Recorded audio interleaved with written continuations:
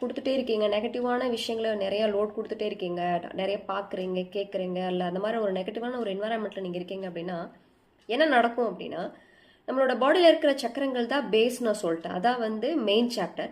அதை வந்து ப்ரொடெக்ட் பண்ணுற மாதிரி அதில் ஒரு வெப் ஒன்று இருக்குங்க. அதை வந்து ஒரு சீல் பண்ணி ஒரு வெப் மாதிரி இருக்கும். அது வந்து ஃபில்டர் பண்ணி தான் உள்ளே அனுப்பும். நம்ம வெளியில் என்ன விஷயங்கள் பார்த்தாலும், என்ன ஒரு நபரை பார்த்தாலும், என்ன ஒரு விஷயம் நம்ம சந்திச்சாலும், இது நமக்கு வேணுமா வேணாமா, எந்த லெவல் எந்த அளவு நமக்கு வேணுன்றதை ஃபில்டர் பண்ணி தான் உள்ளே எடுக்கும். நம்மளோட பாடி வந்து அந்த மாதிரி சென்ஸ் பண்ணும். இதை நீங்கள் ஈஸியாக புரிஞ்சுக்க முடியும்.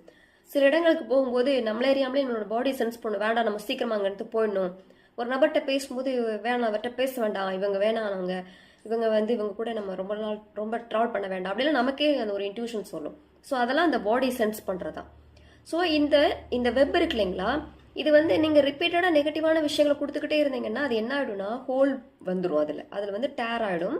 அப்போ வித்தவுட் ஃபில்ட்ரேஷன் நிறைய நெகட்டிவ் எமோஷன்ஸ் நீங்கள் உள்ளே கொடுக்கும் பொழுது தான் சைக்காலஜிக்கலாக அந்த நபர் பாதிக்கப்படுறாங்க. கிளியருங்களா? ஒரு சைக்காட்ரிக் பிரச்சனையோட ஒரு நபர் இருக்காங்கன்னா அவங்களோட சக்கரங்களை நம்ம போய் ஸ்கேன் பண்ணோம்னா அதில் நிறைய நெகட்டிவ் எலிமெண்டல்ஸ் வந்து அங்கே பேக்கப் ஆகிருக்கும். காரணம் என்னென்னா அதிகமான விஷயங்கள் உள்ளே போயிருக்கும்.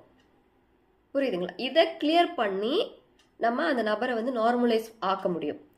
இப்போ சைக்காலஜிக்கல் ட்ரீட்மெண்ட் அப்படின்னு போனீங்கன்னா மெடிசன்ஸ் ஆக்சுவலி நம்மளோட பாடி வந்து காமன் குவைட்டில் இருக்கும் பொழுது தான் ரெக்கவரி அப்படின்றது நடக்கும். ஸோ அங்கே சைக்காலஜிக்கல் ட்ரீட்மெண்ட்டில் என்ன கொடுப்பாங்க அப்படின்னா உங்களை நல்லா தூங்க வைக்குவாங்க. தூங்குறதுக்கான மெடிசன்ஸ் தான் அதிகமாக இருக்கும். பிகாஸ் தூங்கும் பொழுது தான் நமக்கு அந்த ரெக்கவரி நடக்கும். நாம் இங்கே என்ன பண்ணுவோம்னா அந்த என்ன எலிமெண்டல்ஸ் அங்கே நெகட்டிவ் எலிமெண்டல்ஸ் இருக்கோ அதை ரிமூவ் பண்ணுற மாதிரியான ப்ராசஸ் இங்கே நடக்கும்.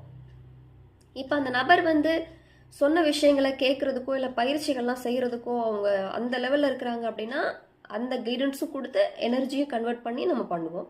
சப்போஸ் அந்த லெவல்லே இல்லை, அவங்க எதுக்குமே அவங்க வந்து சப்போர்ட் பண்ண வாய்ப்பே இல்லை, அந்த லெவல் தாண்டி அவங்க மென்டலி டிஸ்டர்ப்டாக இருக்கிறாங்க, இல்லை இந்த விஷயத்துலலாம் பெரிய லெவலில் ஈடுபாடு கிடையாது அப்படின்னா ஒரு மீடியேட்டராக ஒரு நபர், அதாவது யார் உண்மையிலே அந்த நபர் சரியாகணுன்ற ஆர்வத்தோடு இருக்காங்களோ அந்த நபரே ஹீலிங் எடுத்துக்க முடியும். அவங்க மூலமாக அந்த நபரோட ஆட்டிடியூட்ஸ்லையும் அவங்களோட பாடியில் இருக்கிற பிரச்சனைகளையும் நம்ம சரி பண்ண முடியும். இதுதான் இங்கே ஸ்பெஷலாக இங்கே கன்வே பண்ணணும்னு நினச்ச விஷயம்.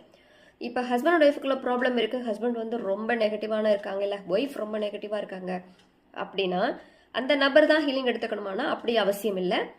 யார் வந்து லைஃப்பில் வந்து கரெக்டாக இருக்கணும், நம்ம சரி பண்ணிக்கணும், இந்த லைஃப் நமக்கு வேணும், அந்த நபர் சரியான நல்லா இருக்கும்னு நினைக்கிறாங்களோ அந்த நபர் இதில் வந்து மீடியேட்டராக இதில் வந்து சப்போர்ட் பண்ண முடியும். மீடியேட்